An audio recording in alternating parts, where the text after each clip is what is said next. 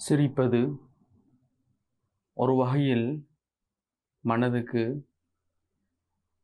பேராறுதலை, நிம்மதியை ஏற்படுத்தக்கூடியதாக இருக்கிறது. சிரிக்க வேண்டும், மகிழ்ச்சியை நாங்கள் வெளிப்படுத்த வேண்டும். மகிழ்ச்சியின் வெளிப்பாடு சிரிப்பில் இருந்து கொண்டிருக்கிறது. சிரிப்பு பல வகைப்படுகிறது.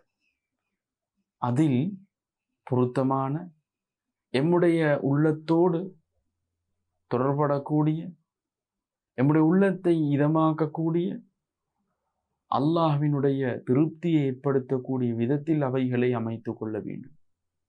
அதற்காக எப்பொழுதும் சிரித்து கொண்டே இருப்பதும், சிரிப்பதுதான் ஒரே நோக்கம் என்ற அடிப்படையில் மக்களை சிரிப்பூட்டிக் கொண்டும் சிரித்து கொண்டும் இவ்வாறே காலத்தை கடத்துகின்ற விடயத்தில் அல்லாஹ்வின் தூதர் ஸல்லல்லாஹு அலைஹி வஸல்லம் அவர்கள் கூறிய செய்தி என்னவென்றால், லா துக்ஸிரு மினத் திஹ்க்,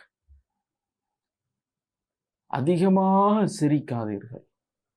ஃபஇன்ன கஸ்ரத்தத் திஹ்கி துமீதுல் கல்ப், அதிகமாக சிரிப்பது உள்ளத்தை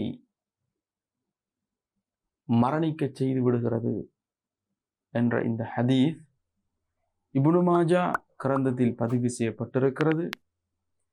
4193வது ஹதீஸாக